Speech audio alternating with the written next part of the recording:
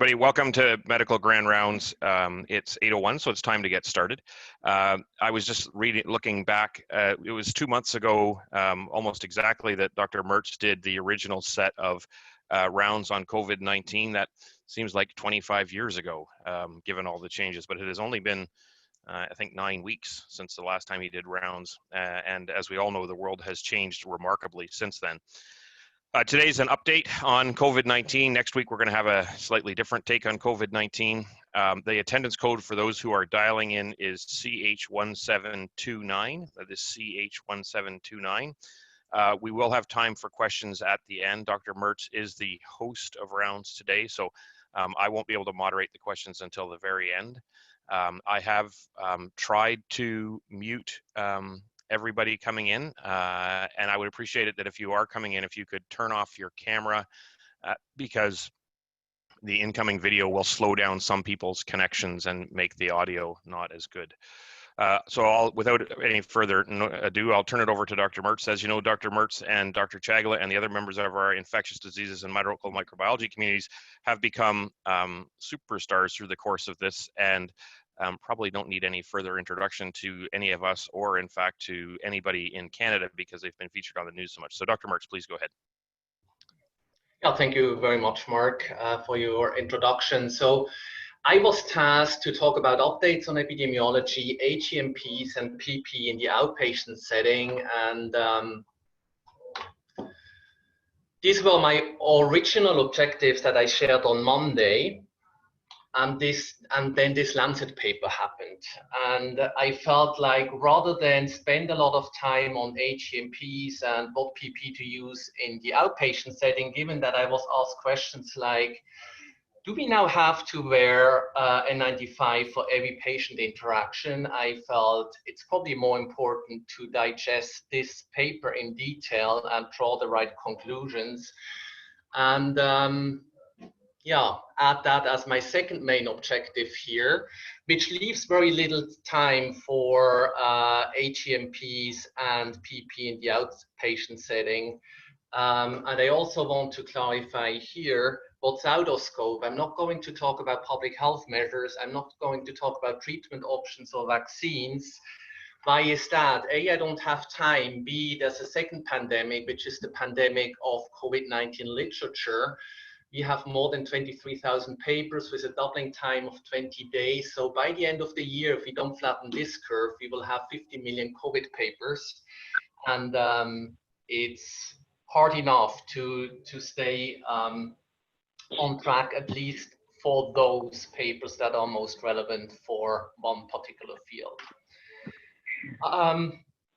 Only very shortly, coronaviruses. I think you've heard and seen this for long, repeatedly already.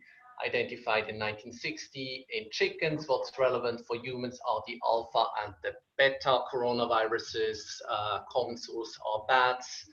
We typically have an intermediate host where further recombination and mutation events happen, and then the transmission to humans.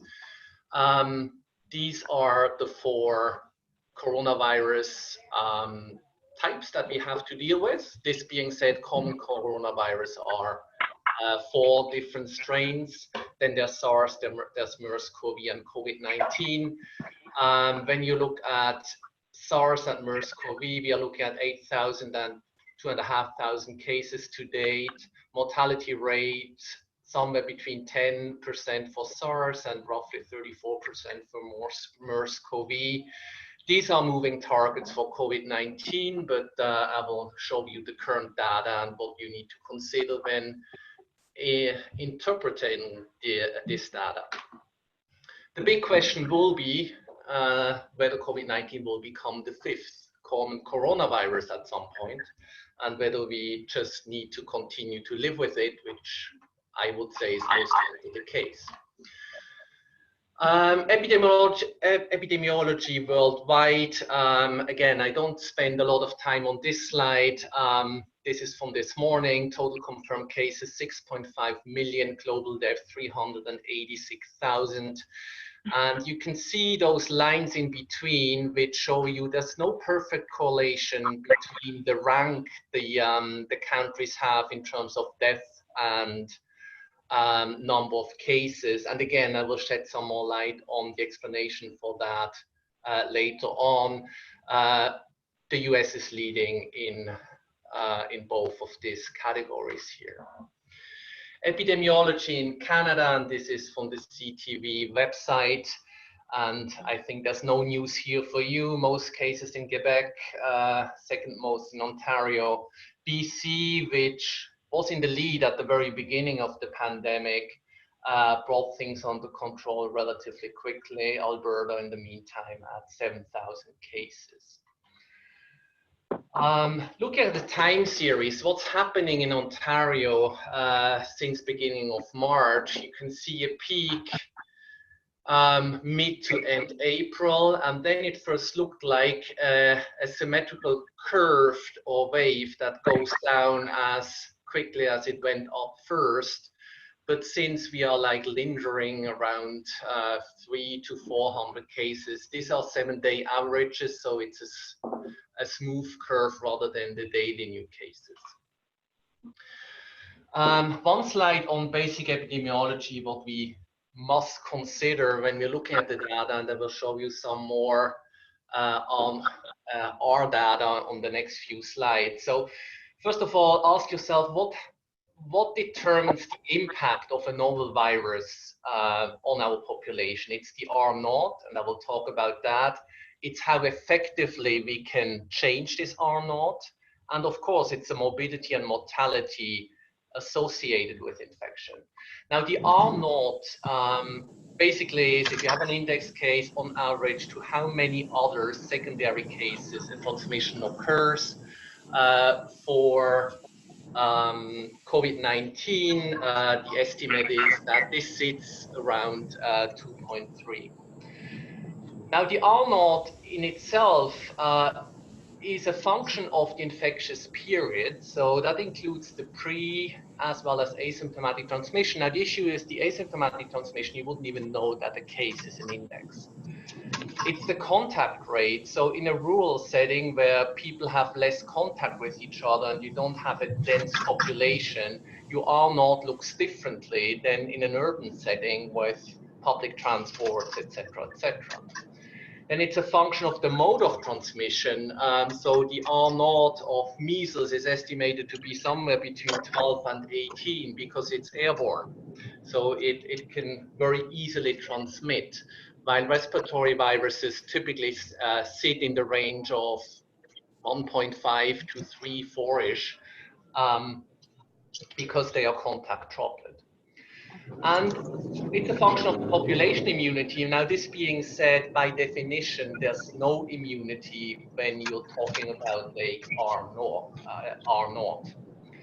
Now, the effective R, terms used are RE or RT, is in the presence of containment mitigation and eventually population immunity as well. And the figure that you see here, sorry about that, shows you what you would have expected based on an R0 of 2.3, that's your red line, which certainly didn't occur. The blue dots represents what's actually happening in Ontario. The orange line is the RE reduced to 1.5, and it looked like up to the peak, mid-end April, we were in that range of a 2.3, but since the curve flattened further, but our R is hovering around 1, so you have a relatively straight line. And morbidity and mortality I will come back to. Now, how does this fancy RE or RT looks like in Ontario? And these are figures that Ryan Ingrand makes available to people. What you can see here is the effective reproduction number, so your RT over time from beginning of March to beginning of June. And you see that since end of April, the R is sort of hovering around 1 across the province. Now, the province obviously is not a homogeneous group. And when you're looking at The number of new cases per 100,000 over the last 7 days by health unit, you see that currently most cases are actually out of Haldimand, Norfolk, and you're probably well aware why, because of that outbreak on the farm with almost 200 cases by now. With the arrows, you see where we sit. Hamilton at 8 cases and the surrounding areas, Waterloo 8, Niagara 7, Brant and Halton lower than that. Toronto, Peel still responsible for the main share of cases other than the outbreak-related ones. These are the RTs by health unit. And again, of course, Haldimand, Norfolk, which had very low numbers before, has now a huge RT because of farm outbreak. There's another outbreak on a farm much smaller than that in Niagara, which explains the increase in RT there. Peel continues to hover above 1 for a while already. Toronto actually doing well in the meantime, 0.88. Hamilton highlighted here, 0.81. And that 0.81 you see here. Now, it's probably underestimation currently because we had this Roslin outbreak here mid-May, which resulted in a huge, I would say, artificial peak because it's not representative of what's going on in the community. But this being said, because you had that peak, your R afterwards is lower than you would expect. Hence, if you take out, and I don't show the figure here, if you take out the Roslin outbreak and limit it to community transmission, we are actually around 1 and not down at 0.8. Okay, let's switch gears and talk about mortality in Ontario. And this is from the public health site. Based on that, we have to date 2,310 confirmed deaths in Ontario.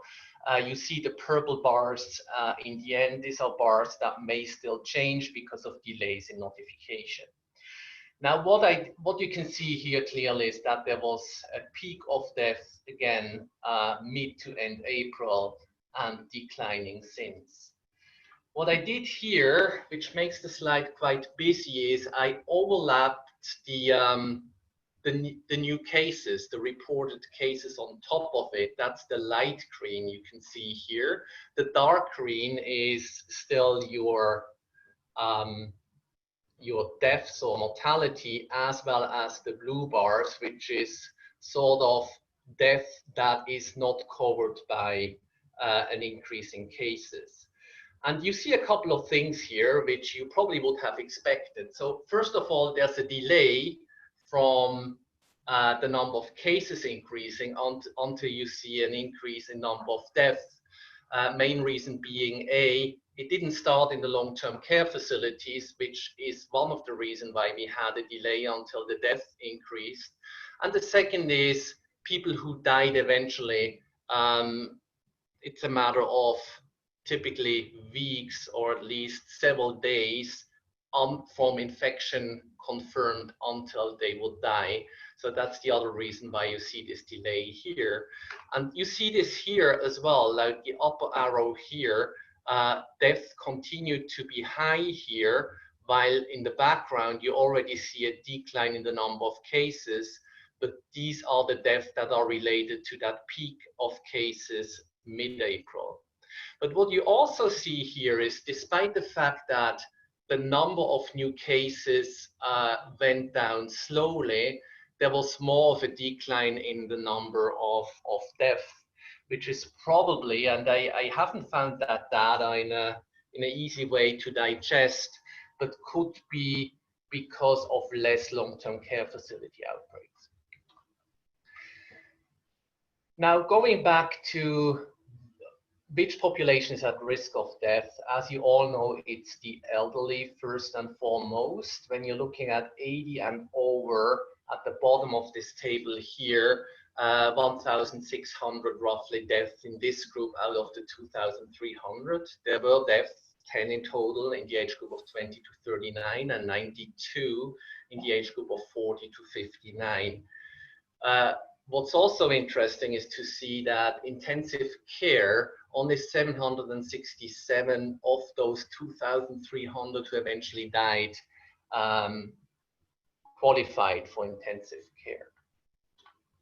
Another way to look at mortality is overlaying the number of cases by age group over the number of deaths. And when you use a cutoff here of above 60, you will see that above 60, that's responsible for 27% of the cases, but they are responsible for 87% of death.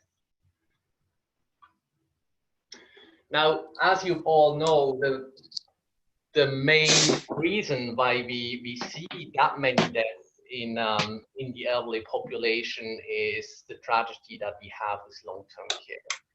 This slide shows you that there were more than 5,000 cases among long-term care home residents, so almost 20% of all cases. And those cases are responsible for almost 2/3 of all deaths that we've seen in Ontario. Unfortunately, there had also been 5 deaths in healthcare workers in long-term care facilities. In retirement homes and hospitals, as you know, we have had and continue to have outbreaks as well. And I focus on the staff data here. You see that combined between retirement homes and hospitals, we have roughly 750 staff infected, no deaths to date. Dominic, just before you, Dominic, can I ask people to mute? There's a whole bunch of people who aren't muted, but because of my display, I can't see who it is, but it's causing a lot of background noise and some reverb. So please mute yourself if you aren't muted. And if you have your camera on, there's a few people who have their cameras on. Please turn your cameras off as well. Thank you. Sorry to interrupt. Thanks, Mark. So along the lines of mortality, let's look at how you can define fatality rates. And what we typically talk about is the case fatality rate. So that's the proportion death among confirmed cases. So that's based on the cases tested positive by the means of a nasopharyngeal swab, an NPS. In this population, severe cases are obviously overrepresented because they are more likely to be tested, and it misses most mildly and the vast majority of asymptomatic cases. Another way to look at fatality rate is the infection fatality rate. So that's the percentage death among those infected. Now, those infected is or can only be estimated and includes everyone from asymptomatic to severe cases. And I will show you some studies that shed some light of what the difference between the CFR and IFR are. Now, this is the CFR, so the case fatality rate across multiple jurisdiction. You see Italy, the case fatality rate more than 14%. Canada, we are currently sitting at 8%. The world is sitting at 6%, mostly driven by the US, which sits at 6%. I also show you Germany here, close to 5%. Reason being, I will show you a study from Germany on the next slides. South Korea, relatively low, just above 2%. Now, why the heterogeneity? It's the same virus after all, right? So the main reasons are the criteria for testing. The more you test, the more mild cases you find, the lower your CFR. And it also depends on the population affected. When you remember Northern Italy, which is a relatively old population, I think the median age in those who died was 85 years old. So it depends on your population. And when you're looking at Canada with our long-term care outbreaks in Quebec and Ontario, this is what's driving up our case fatality rate. If you have a lower risk population affected, your case fatality rate will decrease. Now, this is this German study I wanted to quickly show because it's a very unique setting. It's one of those preprints, so not peer-reviewed yet. So they had a super spreader event in a small town by the name of Dongelt, where, like in many areas, there was carnival on February the 28th. and they had a super spreader event there. This community has a population of 12,600. They had a total of 388 reported cases and 7 deaths. So 3.1% infected and a case fatality rate of 1.8%. Keep in mind that 3.1% infected is a very high number, and the main reason for that is that the population there was very well aware that they had a super spreader event and they had easy access to testing.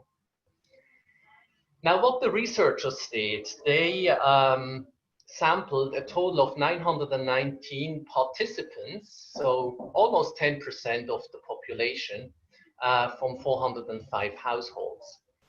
And they did serology testing as well as repeated PCR testing in all those participants. And you can see here, IgA was positive in 18.5%, IgG in 13.6%, and 3.6% were newly positive in their PCR, reminding people that PCR can remain positive for weeks or even up to a couple of months after you have had an infection.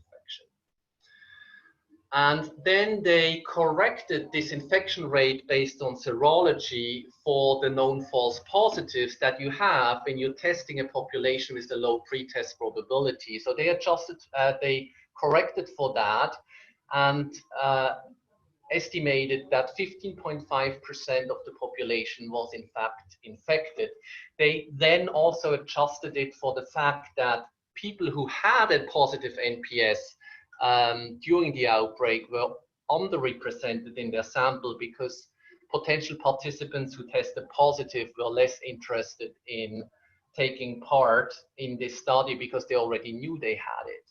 So with that adjustment, they estimated that 1 in 5 in this entire population of this town actually had COVID-19. And then when you calculate the infection fatality rate, the IFR, it sits somewhere between 0.36 or adjusted 0.28%. And also an interesting finding that they had, I quickly want to mention here, is that the odds ratio for symptoms was 2.56 for those exposed to the carnival. Among people who were infected, and they hypothesized that it may be related to the dose you get exposed to. Now, probably everyone knows carnival means a lot of people on very small space inside and people yelling, people singing. So presumably a much higher dose exposure than what you would typically have. And it's been shown for other viruses that this can play a role in terms of severity, and we certainly need more data on that, but the empiric evidence from here would suggest that there might be a dose effect relationship here. Now, this means that by serology testing and additional asymptomatic NPS testing, the proportion of people identified as positive actually increased by a factor of 5 to 6. Even more so when you consider that in those people who participated, you had an underrepresentation of the known positives. So it's more by a factor of 10. So the question really is, how much of the iceberg do we actually see with our NPS testing? Modeling studies from very early in the pandemic suggested that we probably only see 1 in 5 to 1 of 10 cases through our NPS testing. And obviously, as shown in the study before, this has major implications on outbreak control, but also on the interpretation of severity when you're looking at case fatality rate versus infection fatality rate. This is data that David Fishman shared with me. He put together all the studies that used serology and that have been published to date, and compared that to the number of people you would have expected to be positive based on NPS testing only. And yeah, long story short, only 1 to 7% of cases detected, of cases eventually detected by serology, were known positives based on NPS. Now, how can you explain that? Well, Many people are asymptomatic or have minor symptoms, do not want to get tested, or they may not get tested because they don't meet the criteria. And you probably remember that up to a couple of weeks ago, as a non-healthcare worker, non-essential worker, you didn't have access to testing if you had only minor symptoms. But bottom line is, we are not doing enough NPS testing. We should test everyone with minor symptoms to know more about the iceberg in front of us. It also means that the population immunity is underestimated based on NPS testing, but even when we do serology, and I will show you some more data on that, we are still far off any herd immunity effect. And of course, the case fatality rate is overestimated as well. Now, do we have data for Canada? No, but it's work in progress. This is from the New York Times. They summarized the main serology studies. And you see that New York City, on average, 20% of people have antibodies by now, depending on the borough, somewhere between 15 to 25%. Boston, 10%, Stockholm, which came in as a surprise given that Sweden didn't put a lot of measures in place, 7.3% only. London sits at 17.5%, Madrid 11.3%. To reach herd immunity, to be able to control the spread, we need at least 60% of the population with immunity. So we are still far off. Now, the most optimistic assumptions for Hamilton here, we have 706 NPS confirmed cases to date and a population of 579,000. So that's 0.12%. Now, if we're assuming that we only identified 1 to 7% of cases, the truth would be somewhere between 10,000 and 70,000 infected. So even in the best case scenario, only 12% of the population would have immunity at this point of time. Another way to look at mortality is putting it into the context of other daily risks that we take. And this is Ioannidis' paper, also in a preprint and not yet peer-reviewed. They looked at the risk of COVID-19 deaths for people younger than 65-year-olds as compared to the number of miles traveled per day to come up with an equivalent. So how many miles a day do you need to drive to have the same risk of dying due to a fatal motor vehicle accident as you have had to die of COVID-19 during the pandemic up to May 1st. You can see that Canada is very low here. So the equivalent would be 13 miles of a commute per day. In heavily affected areas with major outbreaks like New York at the very bottom or New Jersey, you're in the 600s. So your risk of having died of COVID-19 was the equivalent of traveling 600 miles by car each day. So how does COVID-19 compare? It sits somewhere between seasonal flu, Spanish flu, and SARS in terms of both the R0, which, as I said, is probably around 2.3, and in terms of the case fatality rate, which ranges somewhere between 1 and 10%, depending on the study or jurisdiction you're looking at.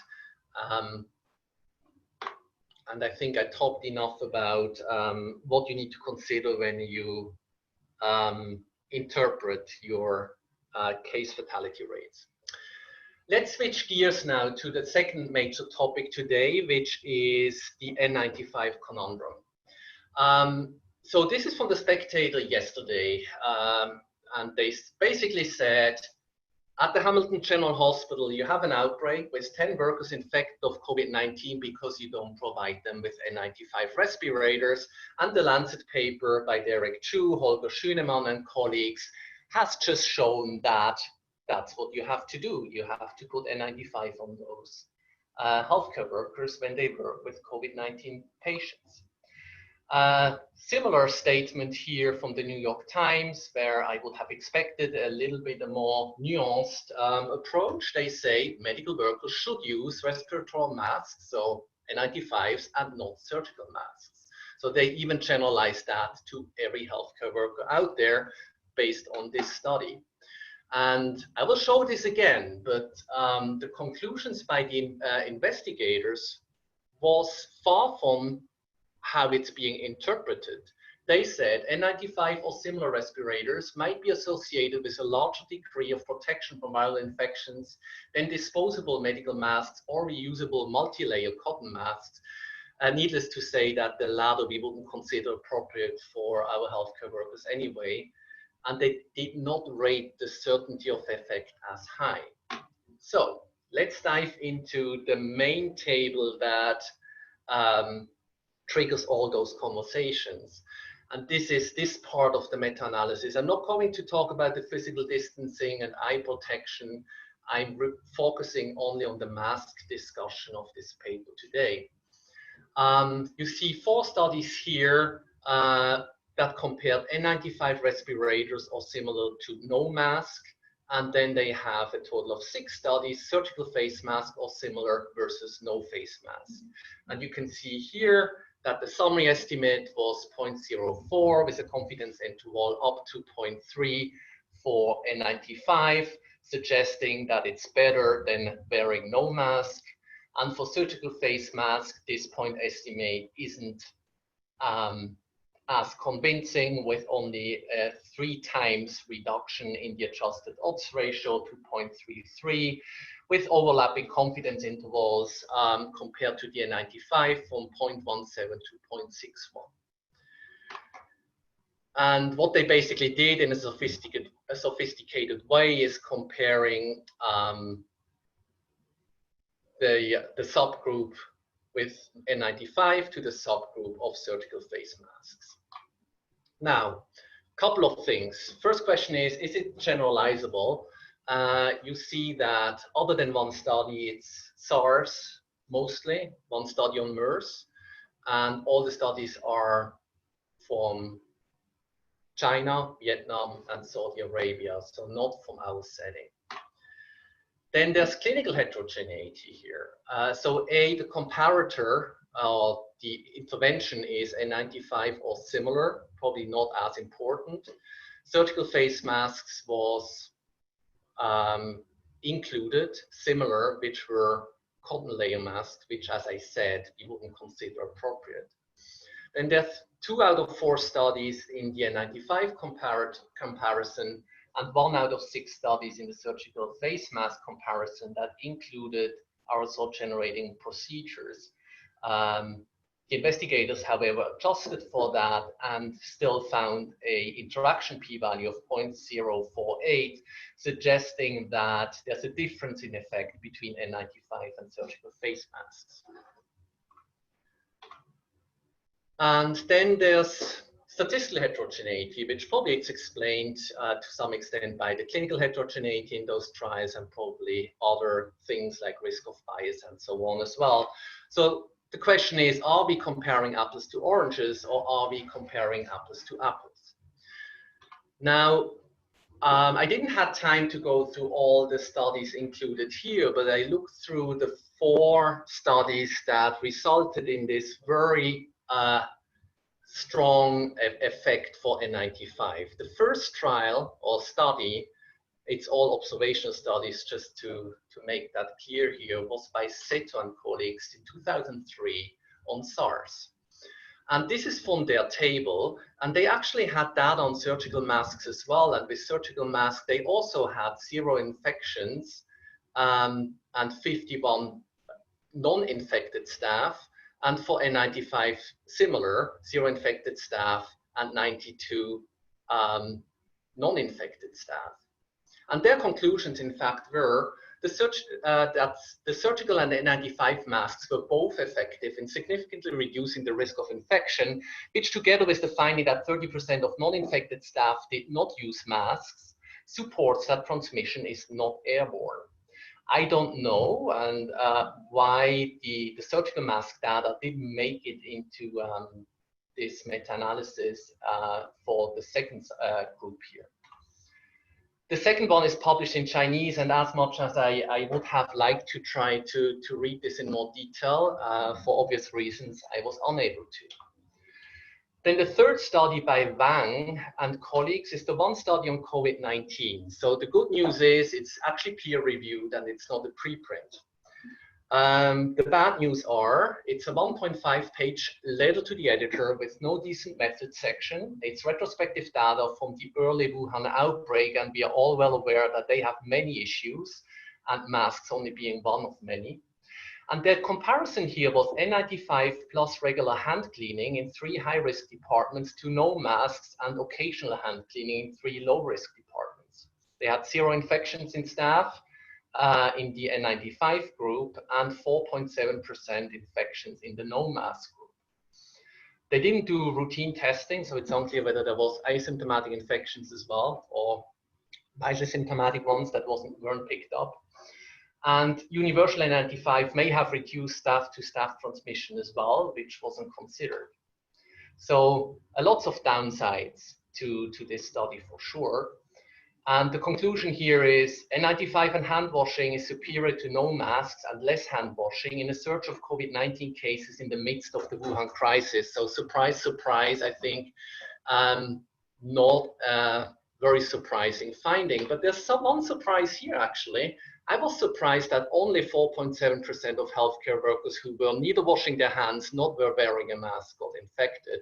I think we all agree that both of these things should be done when you're attending to potentially COVID-19 positive patients. Which brings us to the fourth and last study in the N95 group by Al-Radadi. And this is again the table here. They have 2 groups, always wearing PPE and the sometimes never wearing PPE. And for the N95 data, you can see that with direct patient contact, if you've done your N95 consistently, 5.2% of your staff were positive. In the absence of that, so if only sometimes worn, 11.9%. So a non-significant but roughly 50% risk reduction here. For AGMP, similar picture, roughly 50% risk reduction. But as you notice here, there's also data on medical masks. And when you're looking at that piece, the first question is, why would always wearing a medical mask increase the risk versus sometimes never for direct patient contact? So you see, if you weren't wearing a medical mask, you had a very low risk, 6.3%. So the same risk actually as you have when you were wearing an N95 consistently.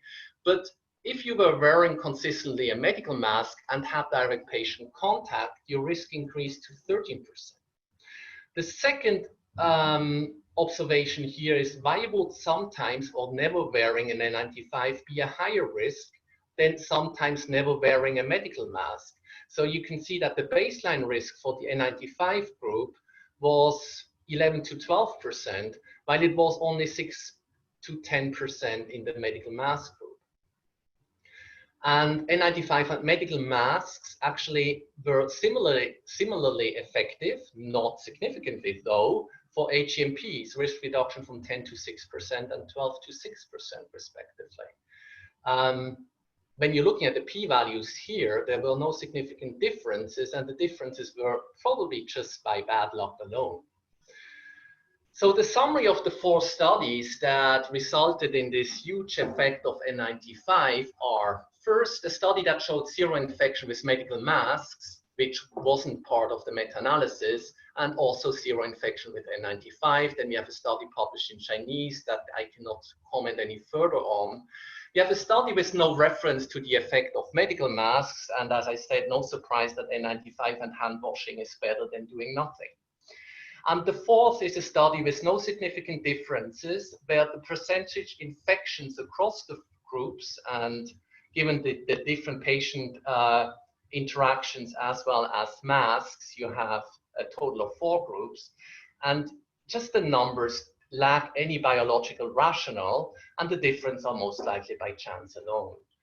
So again, going back to the statement that the investigators made, they said might, and it's not more than might, but people interpret the findings and now say we need N95 because medical masks are not safe. And I hope by having guided you through the limitations of these studies that you agree that it's a might at best. And I had a chat with Holger on Tuesday, and he reiterated to say, yes, it's the best possible science that's currently out there.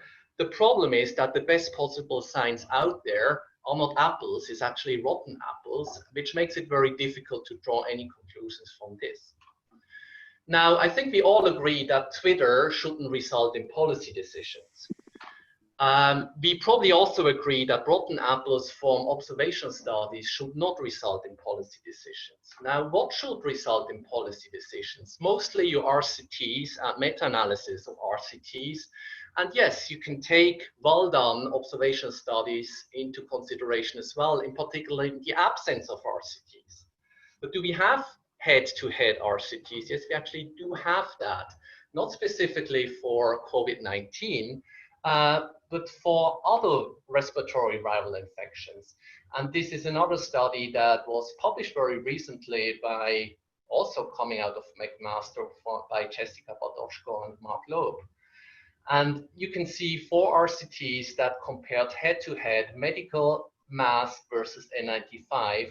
And for the outcome of lab-confirmed viral infections, no significant difference, with confidence intervals roughly as wide as what you've seen in the observational studies presented in the Lancet paper. For lab-confirmed influenza, again, no effect, erring on the side of medical masks. For lab-confirmed viral infections, erring on the side of N95. So there is RCT data. But bottom line is, more than ever before, we require large-scale RCTs comparing N95 to surgical or procedure masks to guide policy in the care of COVID-19 patients. And we have a protocol, we have funding, we have respirators, we have REB approval, but recruitment of sites is challenging because of concerns around optics, having people walk around on the unit, some of them wearing N95s, other surgical masks, and the unions. If you have any suggestions how to move forward with this study, in particular locally, please contact myself or Mark Loeb as the principal investigator of this study. Now I'm almost at time, so let me see how far I can get with the AGMP conundrum. So I think we agree that we don't need N95 for everyone. So it's still necessary to talk about AGMP, where we have a recommendation to wear N95. Now, AGMPs or aerosols, it's a gradual and not a black or white thing. And the way we always talked about it in the past was, well, it's either aerosol generating or it's not. The fact is, it's gradually from only big droplets to very small to eventually aerosols, which by definition are less than 5 microns in diameter. So even with cough, sneeze, talk, breath, or spit, you have mostly large droplets with a lot of virus. You have smaller droplets that may land on your environment, and you have the occasional very small droplet to aerosol, which can remain suspended in air for a prolonged period of time and can travel more than the magic 2 meters. Now, the magic 2 meters I find very interesting. We have the magic 2 meters here. Most of European countries have 2 meters as well. Germany landed on 1.5 meters. And as you know, the US would be using 6 feet, so 1.80 meters. So again, it's something gradual. There's no black or white or right or wrong there. What we also know is when you move to the right, to the microns, to the aerosols, they are still or can still be PCR positive for any virus, flu, COVID, etc. But there's less to no viable virus, so it's not relevant from an infectious perspective. And the risk of infection is also influenced by temperature, humidity, airflow, and the type of aerosol generation. And that's where we come to what are relevant aerosol generations. And they can remain on unclean surfaces for up to 3 days, so please clean your environment. There's a Public Health Ontario statement from April the 10th, which from my perspective is still very valid. The key question is, and that's where people disagree, and why for certain AGMPs, so aerosol generating medical procedures, some people say it is one and others say it's not. It's a question whether experimental settings are applicable to the real world, and whether PCR positivity means infectivity or not. So whether you have sufficient viable virus if an aerosol or droplet is PCR positive. What we know from empiric evidence, and this applies to any respiratory virus, it is well controlled with surgical masks, eye protection, gown, gloves, and hand hygiene. And most important, it's safe doffing, and do not lower your guard with your peers. And many of the outbreaks that we've seen across the province are related to staff-to-staff transmissions, much less so potential patient-to-staff transmissions. But what about AGMPs? Do we require N95s? Now, AGMPs, the way they are defined by public health and many other authorities, are procedures with evidence that there is significantly increased risk of infection to healthcare workers in close proximity. It's not whether aerosols per se are generated, it's about whether there's an increased risk. And there is an increased risk with any artificial manipulation of the airways and the secretions therein, which increases the aerosols and as such increases the risk to healthcare workers. Although small cohort studies, and I think the most famous one was 41 healthcare workers exposed to an AGMP wearing a surgical mask only, and none of those healthcare workers eventually developed an infection with COVID-19. But regardless, the recommendation is N95 respirator as your second line of defense. The first line of defense always are engineering or other controls, and airflow is very important here for sure. Now, this is the list of AGMPs as per Public Health Ontario. I don't have the time to go through these in much detail. Just want to clarify here that there was an initial statement in the first version that was shared early in the pandemic that listed surgery without the details provided here. So it's only surgery of the airways eventually that are relevant in the setting of acute respiratory infections. And this is the list of non-AGMPs, and I highlighted the ones that we had or continue to have discussions about. Collection of NPS or throat swab is not an AGMP. Yes, people may be sneezing. Have we seen infections? No. So we don't consider it an AGMP, and your surgical mask is sufficient. Chest compressions, one that's been bothering me quite a bit because I feel like if you're not providing chest compression to a patient who just arrested only because you're concerned the patient may actually have unknown COVID, this harms the patient. And chest compressions are safe. It's only once you manipulate the airway when you want to wear your N95. Coughing, not an AGMP. Gastroscopy, colonoscopy, not an AGMP. Policy at HHS, nevertheless, is N95 are okay for gastroscopy because the GIs sort of push that through. SAM shows it's not considered an AGMP, and there's no indication for N95. Laparoscopy, yes, laparoscopy can aerosolize droplets. Do we have tons of COVID-19 in the abdominal cavity? The answer is no. So it's not an AGMP of relevance. And oxygen delivered at less than or equal to 6 liters per minute is safe. Some people would suggest that up to 12 liters per minute it's safe. My last slide, and that's all I can put together for PPE in the outpatient setting. First of all, consider virtual care whenever you can. You can even take your history, using virtual care, calling the patient to reduce the duration that you spend face-to-face with the patient and only do your clinical exam in your clinic. And certainly any follow-up on test results, much better to do this remotely than having the patient come back to the hospital. Space out patients in the waiting room by time as well as space. So make sure that you don't have a crowded waiting room, not because of risk to the healthcare worker. It's mostly the risk that we end up with patient-to-patient transmission.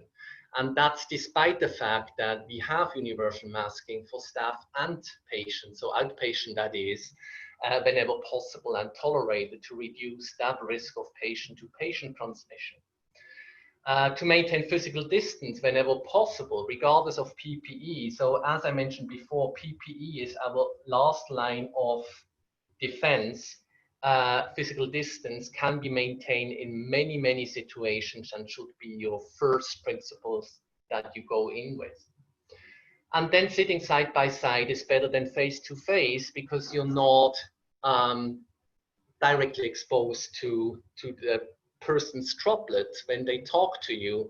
Now, again, we put a mask on patients whenever we can to reduce that risk in the outpatient setting. But still, it's a relatively easy fix. You need to get used to it, but it reduces your risk significantly. And then there's the point of care risk assessment. So, of course, put on a face shield if there's a risk of droplets beyond just speaking to each other, obviously. And an N95 respirator if you're performing an AGMP of relevance. And as I said, I would go with the list that public health has and continues to update if and when new evidence arises. There's probably no way around specific guidance for each type of patient interactions you have, and there's several groups that work on internal guidance, and we are more than happy at the SME level, which is regional now, includes HHS St. Joe's, includes Burlington, Brantford, and Niagara, to review those and provide feedback so we are A, consistent, and B, make sure that staff are safe. Another example is the one here where Dawn Summer from HHS asked me to join their task force for ENT, and that was a great experience. And they actually used the approach to say, well, we don't say there's no aerosols, we say low risk exposure, which is something like coughing, so you're okay with the surgical masks. For high risk aerosol generating procedures like track care, yes, you would done your N95, and things like that will help us to define our new normal. So I stop here. You hopefully still have some time left for questions. Happy to take any questions and hand over to you, Mark. So Dominic, can you make me the host again? Just click on the thing at the top right and it'll say make me the host, my picture at the top right, and then I can handle any chat things that come in. So what I'll ask is if people we have a few minutes for questions, and while Dominic's making me the host again, we've turned off the chat function for security reasons. As some of you know, we were badly Zoom bombed at a meeting earlier this week or last week, and so we're trying to just control that. Next week we'll be going to the Zoom webinar format, which gives the host a lot more control and will make things better. So if anybody has a question, if you could unmute yourself and just ask it, and then mute yourself after you ask the question to start with. I have a question, Serge Books. What about HEPA filters and air exchange times? Is that relevant, especially for pulmonary function testing, maybe dental offices? Well, it is relevant, and I don't go into dental offices. There's a group working on guidance documents from Public Health and Health Ontario as well on that. But yeah, if you're performing an AGMP over prolonged periods of times, so say ENT surgery, for example, there's certainly a role for HEPA filters. And if you have, I would say, great ventilation, and what we typically have in ORs is somewhere between 16 and 20 air cycles per hour, that in itself is sufficient to bring the risk down to a very small minimum of having aerosols of relevance in that setting. We tend to err on the side of caution in those settings and add in a HEPA filter. Whether it adds anything with in a setting where you have good ventilation is very questionable, but it's one of those things that you do just to err on the side of caution. And I apologize, everyone. It looks like the chat function is not working. So anyone else want to open their microphone and ask a question? Dominic, a question here from Banji Dorasamy. Can you hear me? Yes. Right. So I'm just concerned about the exposure to our healthcare practitioners at the general where the COVID-19 patients are housed.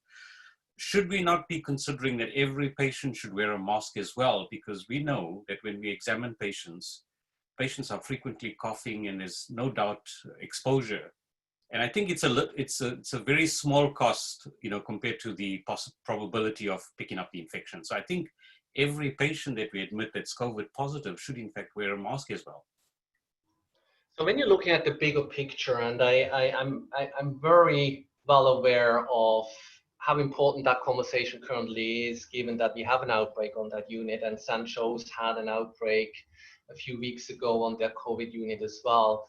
But please keep in mind that we haven't had any transmissions that we are aware of for the first 2 months, where we did exactly what we are currently doing.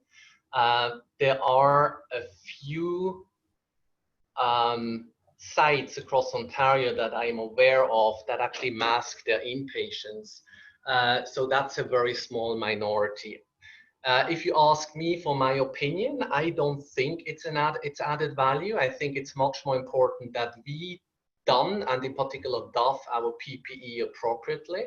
And many of those patients wouldn't tolerate wearing a mask all day long, and I don't think it's really patient-centered care if you ask them to do so. All of this being said, staff safety is paramount, and if we felt that there's added value in doing so, we would have made that recommendation already. It's not about costs. Mask supply looks much better than a few weeks ago, but I think it's redundant and wouldn't add any value, and that's a reason why only a small minority of institutions would be doing this at this point of time. Time for 1 or 2 more questions. Any other questions? Again, I'll just ask you to mute yourself after you've asked your question as well, please. Mark, it's Jill Rutkowski. Go ahead, Jill.